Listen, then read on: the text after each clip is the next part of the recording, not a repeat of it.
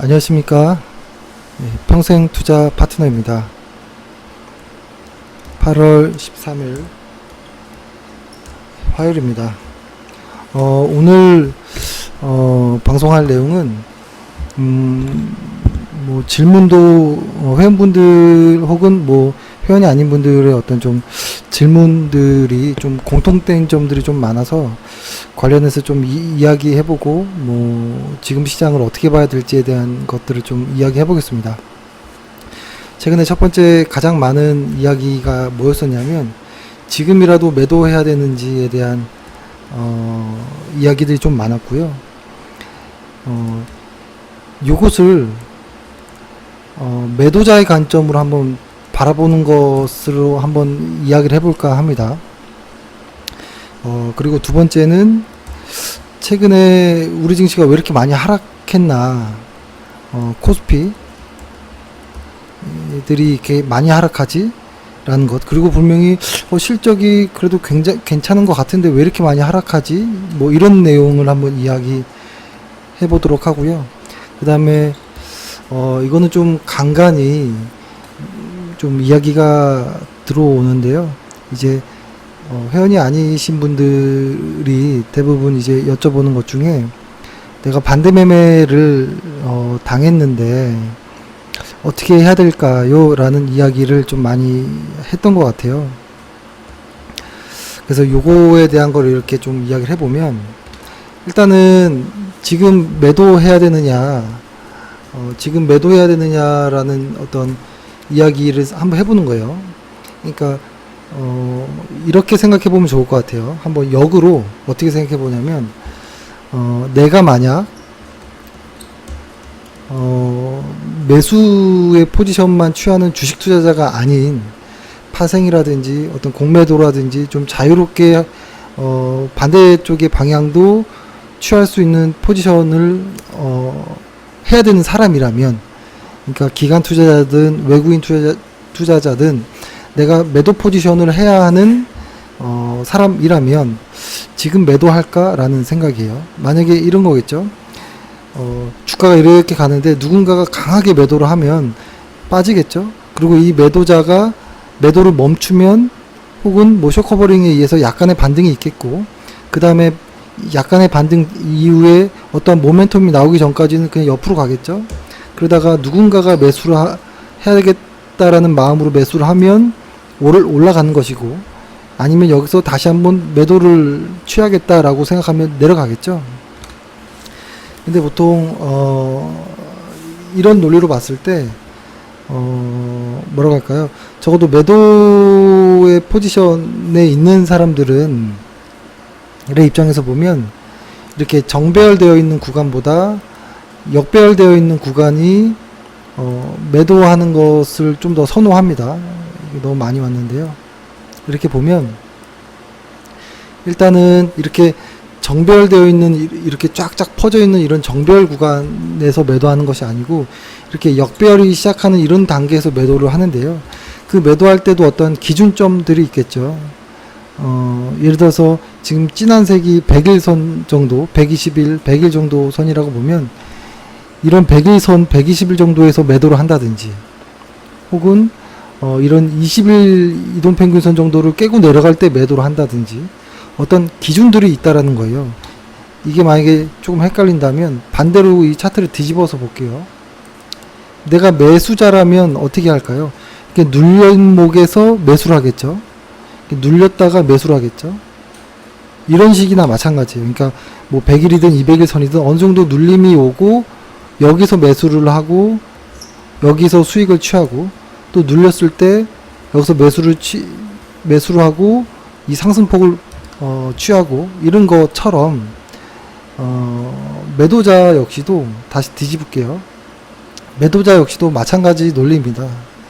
뭐냐면 일정 부분 반등하고 올라가는 것처럼 했을 때 매도를 하고 이만큼의 수익을 얻고, 또 올라갈 때 뭐 이 언저리에서 또 매도를 해서 내리고 올라가면 내리고, 이렇게 무언가 반등 이후에 나온다라는 거예요. 그러니까 매수자는 눌림 이후에 매수를 기대해서 이익을 극대화하는 어떤 전략을 취하는 것이고, 매도자들의 관점은 어느 정도 올라간 이후에 여기서 내려야 이만큼의 이제 수익이 극대화되는 부분이 있잖아요. 그래서 지금의 자리를 한번 그런 관점에서 한번 본다면 뭔가 올라가야 내려갈 게 나온다라는 생각은 합니다. 그러니까 만약에 내가 매도자였다면 그 시기는 지난 것 같아요. 매도 포지션은. 그러니까 이런 자리들에서 매도 포지션을 취한다든지, 혹은 이런 100일 이동평균선과 20일 이동평균선을 깨는 이런 자리들, 혹은 20일을 다시 깨는 이런 자리들에서 N자에서 이렇게 N자에서 매도를 치겠죠. 이런 자리에서 매도를 잡든지, 그렇죠? 이런 자리라는 거고, 지금은 매도자의 관점이라면 관망할 것 같아요. 나는 계속 매도만 칠 거야 라고 하는 사람들은 슬금슬금 올라갈 때까지 매도를 하지 않을 것 같아요. 그리고 슬금슬금 올라가고 났을 때 주변 상황이 더 우리 증시가 하락해야 될 것 같다라고 느꼈을 때 강력하게 이제 매도를 하겠죠. 그래서 거꾸로 생각해 보는 겁니다. 매도자의 관점에서 지금이 매도의 위치가 아니라면 지금은 주가가 더 이상 하락하기는 쉽지 않겠다라는 생각인 거고, 만약에 더 하락할 것 같다라고 생각하더라도 일정 부분 올라가는 어떠한 상승률이 좀 나올 수 있다라고 봅니다. 나와야지 그때 매도를 생각하는 것이죠. 그러니까 매수자와 매도자를 뒤집어서 생각하는 거예요. 그러니까 이 매도자들은 특히 이제 단기성이 강하기 때문에 단기적으로 수익을 많이 취해야 되려면 반드시 눌렸을 때 매수해야 돼요. 상승의 단기 매매자들도 이렇게 주가가 이렇게 올라가면 이렇게 조정해서 매수를 하길 원합니다. 왜냐하면 전고점 매수를 하게 되면 이게 수익률이 얼마 크지 않고 갑자기 조정이 나와버리면 오히려 애매해지는 상황이 나올 수 있거든요. 매도자도 이런 자리에서 매도를 포지션을 취해야 하는 거지, 이런 전고점을 에서 취하는 경우는 마지막 매도 물량 정도이겠지, 아주 많은 물량들은 그 전에 많이 실어 놓겠죠. 근데 지금 우리는 여기에요. 여기는 매도자의 위치라면 관망할 것 같아요. 그러니까 지금 내가 매도해야 될까라고 생각할 때 매도자의 입장에서 생각해 보면 지금은 그런 자리는 아닌 것으로 일단은 저는 생각을 합니다. 그리고 우리 코스피가 왜 이렇게 많이 하락할까? 라는 생각을 해보면, 그리고 최근에 잘 나가고 있던, 아주 급등하고 있던 애들이 급락을 하는 애들이 또 있죠. 최근에 뭐 오스템 임플란트도 그랬고, 일부 화장품주도, 이건 이제 정치적 어떤 이슈가 좀 있을 거랑 좀 연관이 돼 있긴 한데요. 생각해보면, 우리 증시에 이 방향성을 정하는 외국인들의 관점에서 보면 우리는 아직 신흥국이고, 그러니까 신흥국으로 보는 입장이 더 많고, 즉 성장하는 나라라고 보는 거예요. 성장. 그러니까 주식으로 따지면 성장주들이 많겠구나, 뭐 이런 것이죠. 근데 이 성장주라는 것은, 이 성장주의 주가라는 것은 모든 주가가 마찬가지겠지만 기업의 실적과 기업의 실적과 그 다음에 어떤 시장 심리에 의해서 만들어지잖아요. 근데 일반적으로 성장주들은 이 PER을 높게 쳐줍니다. 높게 쳐주기 때문에 실적이 조금만 올라도 이 PER을 많이 주기 때문에 주가가 더 멀리 갈 수 있는 것이고요. 거꾸로 말해서 지금 그러니까 거꾸로 말해서 만약에 실적이 조금이라도 이게 훼손이 된다 싶으면 이 PER을 이렇게 되는 거죠. 만약에 현재 적정 주가가 여기인데, 이 A라는 주식의 적정 가격은 10,000원인데 PER을 성장하고 있고 지수가 막 올라갈 때는 PER을 여기까지 줍니다. 만약에 여기 PER이 한 10배가 적정한 가격이다라고 하면 한 20배 혹은 30배까지도 줍니다. 근데 이 실적이 조금이라도 안 좋거나 주가가 하락할 때는 PER에 대한 것들을 이만큼 밑으로까지도 줘버려요. 그러니까 10배가 아니라 한 9배, 한 8배, 7배까지도. 근데 이 적정 가치 대비해서 사실 얼마 내리지 않은 건데, 과거에 PER을 많이 줬기 때문에 사실은 엄청나게 많이 하락하는 거거든요, PER이. 그래서 주가는 성장주들 같은 경우에는 성장주들이 어떤 실적이 조금이라도 문제가 있을 때는, 그러니까 성장주들의 어떤 실적이 조금이라도 훼손이 되면 이거는 좀 급락이 나올 가능성이 높고요. 근데 더해서 시장 전반의 지수가, 코스피가 하락하고 있는 이런 과정이라면 얘는 하나 떨어질 걸 2배, 3배 이렇게 떨어질 수 있습니다. 그러니까 이건 종목으로 국한돼서 이야기했지만 외국인들의 시선에서 보면 한국 코스피가 그런 느낌이거든요. 그렇기 때문에 상승, 그러니까 하락이 다른 어떤 주요 지수들보다도, 주요 국가의 지수들보다도 많이 하락하고 있는 것이 아닌가라는 일단 그런 생각을 합니다. 그리고 마지막으로 세 번째는 반대 매매에 대한 이야기인데요.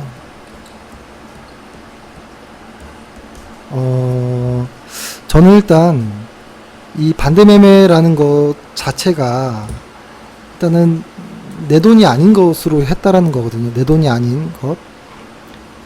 그러니까 남의 돈이잖아요. 그죠? 저는 일단은 이렇게 생각합니다. 저의 입장은 뭐냐면, 주식은 위험자산입니다. 누가 봐도 위험자산이기 때문에, 도박은 아니지만, 그 위험성은 도박과 거의 같다라고 봐요. 위험함은. 그러니까 주식이 위험자산이라는 거는 확실히 인식해야 되고요. 하지만 주식은 도박은 아니에요. 도박은 아니지만 그 위험의 그 레벨은 도박과 어떻게 보면 혹은 도박보다 그 이상이 될 수도 있다라고 봐요. 그래서 이거를 감안한다면 일단은 안전하게 내 자산 먼저 만들어 놔야 된다고 봐요. 그래서 저는 20대 혹은 30대 혹은 40대까지도 가끔에게도 뭐라고 말씀드리냐면, 저는 먼저 내 돈이 이렇게 있다라고 하면 저는 먼저 집을 먼저 사라고 합니다. 이 투기 목적이 아니고요. 일단 집을 먼저 사라고 하고 그 다음부터 나머지 돈에서 저축하고 나머지 돈들로 여윳돈으로 주식을 하시는 게 어떤가라고 말씀을 드립니다. 왜냐면 내가 주식 그 위험한 상품을 다루는데 전체를 잃어버린다 하더라도 내 가족이 살 수 있는 것들은 지켜줘야 된다라고 봐요. 근데 이런 생각을 하시는 분도 있더라고요. 집을 사기 위해서 주식으로, 그러니까 처음에 이런 이야기를 많이 물어보시더라고요. 주식으로 처음에는 소액으로 좀 위험하게 막 이렇게 가다가 돈을 점프해서 이 목돈이 생기면 집을 사고, 혹은 그때부터 채권형 자산이라든지 이렇게 안전한 자산으로 목돈이 생겼을 때 이렇게 하는 건 어떤가요? 라고 여쭤보시는데요. 저는 그렇게 절대 생각 안 합니다. 절대 생각 안 하고, 일단은 이렇게 생각합니다. 어떤 종잣돈이 필요하거든요. 맨 처음에 주식이든 집을 사기 위해서는 집을 사기든 어떤 주식 투자를 하든 뭘 하든 간에 일단 종잣돈이 필요하는데요. 이 종잣돈은 가장 안전하게 모아야 된다고 생각합니다. 가장 안전하게. 그러니까 만약에 집을 사기 위해서 한 1억 정도가 필요하다라고 한다면, 그럼 내가 이 자산은 저는 가장 안전하게 예적금, CMA, 채권형 요 정도에만 할 것이고, 오히려 소비를 줄이고, 그죠? 소비를 줄이고, 그러니까 지출이나 소비 이런 것들을 줄이고 소득을 늘리고 이런 식으로 해서 뭐라고 할까요? 아주 자린고비처럼 해서 안전자산 종잣돈을 만들어서 그것으로 저는 일단 집을 사는 게 맞다고 봅니다. 그리고 그러고 나서도 돈이 막 남고 하면 그때 여유자금들이 생기잖아요. 일단 내 가족들이 편히 살 수 있게끔 울타리는 쳐줘야죠. 밥은 먹고 살 수 있게 해놔야죠. 그 다음에 나머지 돈으로 일정 부분을 주식 투자든 금융상품을 이용하는 것이지, 모든 것을 투자하고 심지어 아직 나는 집도 없는데 빚까지 지어가면서 주식을 한다는 것은 이건 말이 안 된다고 봐요. 그러니까 지금 시장이 하락했기 때문에 더 좀 마음 아프게 들릴 수도 있지만요. 일단 저는 주식 투자는 무조건 빚내서 하지는 않으셨으면 좋겠습니다. 그리고 만약에 반대 매매를 당했다면 두 가지 생각하는 겁니다. 첫 번째, 내가 주식을 앞으로도 영원히 거의 뭐 눈이 보이지 않을 정도까지 아주 장기적으로 그럼에도 계속 하고 싶다 라는 사람이 있을 것이고, 나는 이제 주식에 학을 띄었어, 다시는 안 할 거야 라고 하는 사람은 일단 비슷한 이야기일 수도 있는데요. 일단 뭐가 됐든 잠시 쉬어야 돼요. 주식을 안 하는 사람들은 당연히 하지 말아야겠죠. 근데 주식을 앞으로 할 사람들도 일단은 한두어 달은 계좌에 아무것도 없이 그냥 쉬어야 됩니다. 왜냐면 계좌에 아무것도 없는 상태에서 책을 보고 다시 마음을 가다듬고 했을 때 다시 좋은 심리에 너무 이렇게 쫄리거나 이렇게 뭔가 불안한 이런 마음이 없어지고 다시 긍정적인 어떤 좀 힘이 좀 날 수 있는데요. 계속 손절당하면서 크게 돈을 잃은 상태에서도 계속 주식을 하기 위해서 더욱 바빠지면 오히려 악순환이 될 가능성이 높습니다. 그래서 일단은 만약에 반대 매매가 당했지만 난 앞으로도 계속 하겠다라고 한다면 정말 마음 독하게 먹고 계좌를 싹 비우고 한 두어 달 정도 그냥 책만 보십시오. 차트도 아예 보지 마시고 HTS 자체를 키지 마시고 낮에 산책도 하고, 왜냐면 이 주식이 계좌에 없을 때의 세상은 다른 세상이거든요. 그러니까 주식의 계좌를 비워놓은 상태에서 내가 진짜 주식을 해야 될 사람인지, 난 정말 할 건지, 혹은 내가 어떤 준비가 좀 되어 있다라는 어떤 자신감이 들었을 때 시작해야 된다라고 보고요. 그렇게 계좌가 한번 깡통이 된 다음에는, 그러니까 빵원이 되는 게 깡통이라는 표현을 쓰지 않고요. 말도 안 되게 큰 실수로 계좌를 확 줄어들었을 때를 저는 깡통이라고 보거든요. 그런 단계에 온다면 일단 쉬면서 아주 소액으로 10만원, 20만원 혹은 30만원, 50만원 정도로 한 주씩으로 매수 매도하는 감각은 익히는 거는 괜찮다고 보지만 전체 자산은 넣지 마시고 충분히 마음을 먹고 시장이 안정되기까지를 기다렸다가 하시는 게 좋을 것 같아요. 그러면 시장이 언제 정도 안정될 거라고 보냐라고 한다면 적어도 장기 이동 평균선 위에 놓여 있을 때라고 보는 거겠죠. 그러니까 한 100일 정도를 기준선으로 본다면 과거에 그죠? 이렇게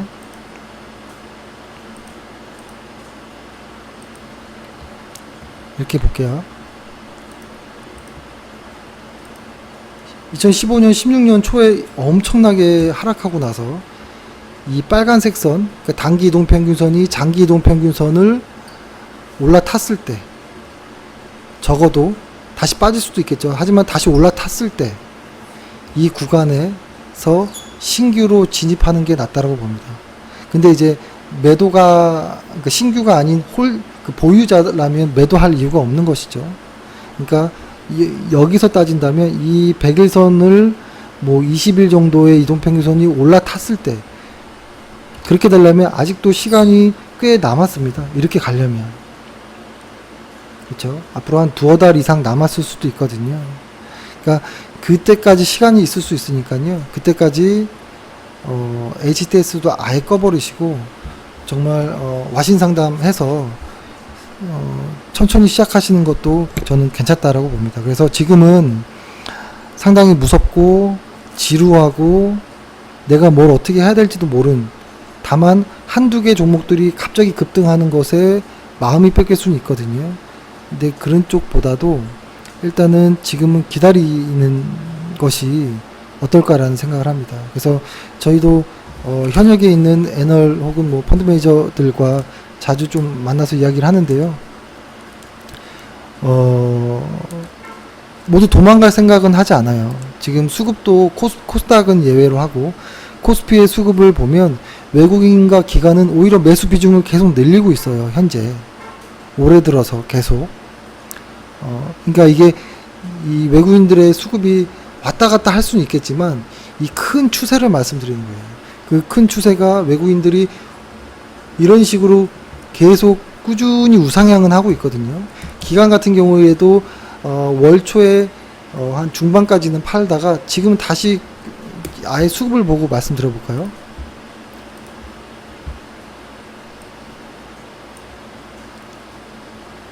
어떤가요? 이게 코스피가 1월부터 지금까지의 모습인데요. 이 빨간색 외국인은 아직까지도 이렇게 왔다 갔다는 좀 있지만 완전히 도망 나오거나 이런 모습은 아니고요. 기관 투자자들도 5월 달부터는 방향을 바꿨습니다. 현재. 그래서 뭐 친한 후배라든지 뭐 선후배들의 현장에서 있는 친구들의 이야기를 들어보면 더 이상 빠지면 진짜 기회다라는 이야기를 좀 많이 하고 꾸준히 모아 나가고 있는 그런 좀 모습이 좀 보입니다. 근데 사실 시장이 이렇게 계속 하락하고 있을 때는 그런 이야기들이 들리지 않습니다. 내 계좌가 당장 마이너스이기 때문에. 하지만 우리 지수를 좀 길게 놓고 한번 봐보시면 좋은 회사는 지수가 빠졌을 때 하락할 수 있습니다. 근데 지수가 오르면 그 누구보다 빠르게 오를 수 있고요. 이 지수라는 것은 계속 하락하지 않습니다. 반드시 내리면 오르고 내리면 오르고 내리면 오르고를 계속 반복하는 것이 전 지수라고 봐요. 계속 내렸기 때문에 저는 오를 수 있는 가능성이 있다라고 봅니다. 근데 어느 정도 더 하락할 수도 있겠지만 우리 시장이 이때와 지금이 전혀 다른 시장이거든요. 기업들의 어떤 체력들이. 그래서 지금은 힘들지만 기다리는 수밖에 없는 그런 장세이고 그렇다라고 일단은 좀 말씀을 드립니다. 저희도